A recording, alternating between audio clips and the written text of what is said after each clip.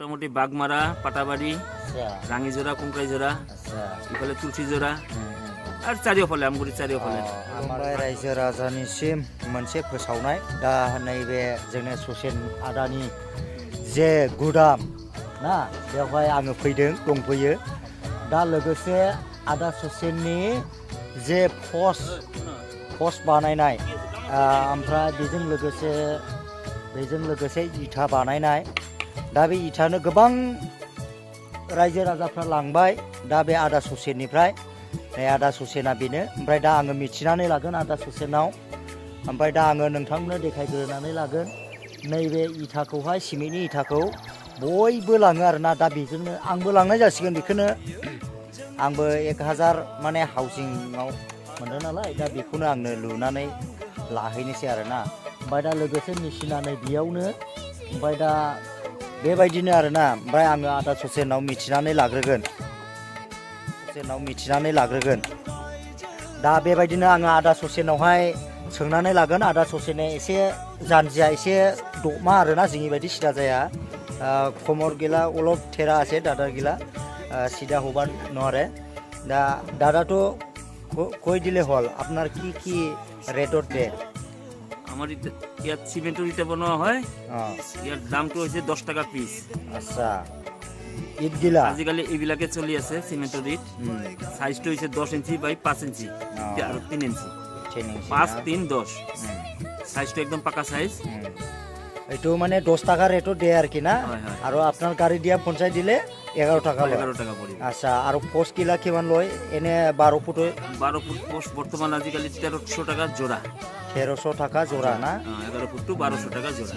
poster আর ইট আর ইয়ার কোয়ারিং আর চৌকাট আচ্ছা সিমেন্টের চৌকাট আজিকালি পাওয়া যায় সিমেন্টের চৌকাট কিমান রেট 900 টাকা পিস 900 টাকা পিস না পাল্লাটো 900 টাকা আচ্ছা দরজাটো 900 টাকা দরজা 900 টাকা না আচ্ছা ঠিক আছে এটো আপনার বানাওয়া কিমান দিন হল এটো আজি মই 15 বছৰৰ পৰা কামটো কৰি আছো 16 বছৰ ৰানিং না আচ্ছা 16 বছৰৰ পৰা এতিয়া যে চলি আছে এই ইট গিলা এখন রানিং চলি আছে এটো মৰিয়াত 1 বছৰ হল 1 বছৰ হল না কোনোটো কমপ্লেইন আহা নাই এতিয়ালৈ কোনো কমপ্লেইন আহা নাই আচ্ছা যে এবাৰ লৈছে ই আৰু দুইবাৰ তিনবাৰ লৈ আছে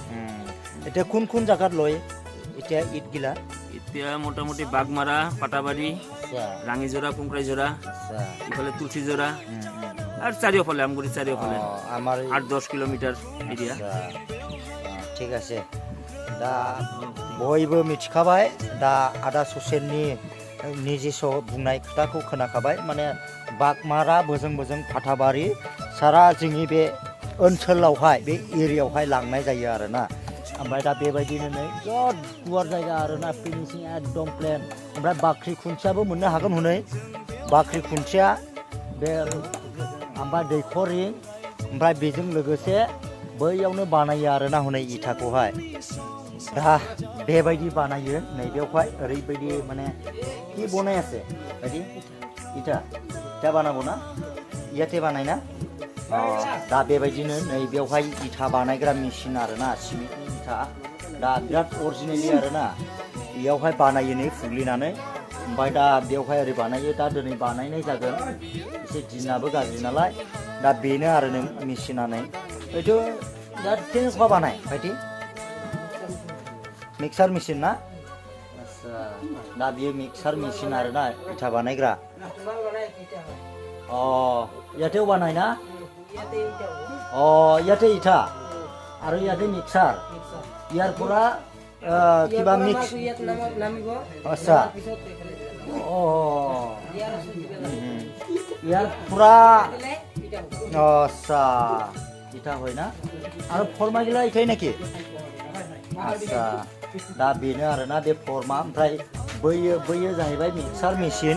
ओमफ्राय बेयाव फुग्लिनानै नैबेयावहाय इथा बयोनो आरोना इथा जायो दा बेबायदिनो आरो ओइ इट गिला किमान सिमेन्टটো दे কৈ দিছোন অলপ বাকি হয় ইট গিলা মানে হ্যাঁ বালু তিনটা আচ্ছা সিমেন্ট একটা তাহলে ঠিকই হয় মানে बेबायदिनो आरोना न' लुनाय सिस्टेमनिनो ओमफ्राय दा दा बेबायदिनो नै बेयाव इथाया बिराद गुदाम आरोना नै इथा आङो इथा सायावनो गाखोनाय जागोन नै दा बेबायदि आरोना बे गासैबो इथा गोजा नै सिमेन्टनि इथा दा बेवहाय बेबायदिनो बेखौहाय माने 10 थाखा गथा ओमफ्राय लांनानै हैयोब्ला माने 11 थाखा आरोना ओमफ्राय दा नै बिथांमोना बेयाव लादों क'रनिबो हयथ' बायदि अगुरि ना कयस'निबा 5,000 দুটা এটা গাড়ী 2,500 লোড কৰিব दा मोनसे ट्रेक्टरावहाय माने 2,500 इथा ओमफ्राय लोगोसे गंनै ट्रेक्टर दङ सनालिखा होनै ट्रेक्टरा ओमफ्राय दा बे पावारटेक ओमफ्राय दा बिसोरो माने 2,500 5,000 लानानै थांनाय जागोन आरोना खिन्थु भारा ना केमाने भारा आच्छा माने मालिकसो मिथिगौ होनदों दा बियो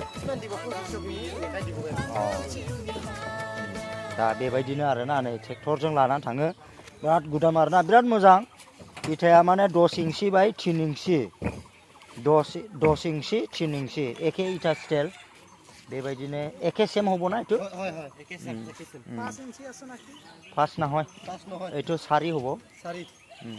4 ইঞ্চি আৰু 3 इथा स्टाइलानो दा बेबायदि गुदाम आङो बे इथायावनो गाखोदों आरोना दा ओमफ्राय नै बे भाइफ्रा जाबगासिनो दङ ट्रेक्टरावहाय दा ओरैबायदि मोजां आरोना अब्ला नोंथांमोना दिनैनि एसेखिनि भिडिअखौ नायनानै मोजां मोनोब्ला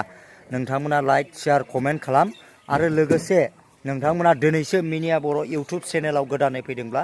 साबस्क्राइब खालामनो दाबाव बाय बाय